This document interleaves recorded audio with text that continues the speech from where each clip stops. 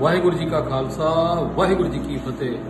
संगत जी, अज जो साडे दिल्ली के माननीय मुख मंत्री श्री अरविंद केजरीवाल जी ने 2 दिन पहला जो एक प्रपोजल भेजी सी दिल्ली सरकार वालों कि दिल्ली इलैक्शनस पोस्टपोन किए जान, अज एली साल में उत्ते मोहर लाती है।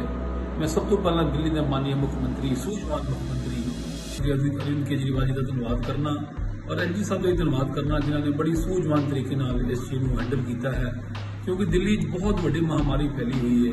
पूरे देश ही महामारी फैली हुई है, कोरोना महामारी, और 25-25 हज़ार केस रोज आ रहे हैं। सो बड़ा औखा सी इलैक्शन भी होने बहुत औखे सन।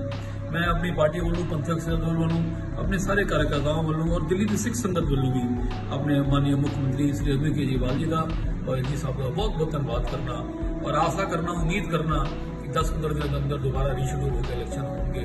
सारे का बहुत बहुत धन्यवाद। वाहिगुरू जी का खालसा वाहिगुरू जी की फतेह।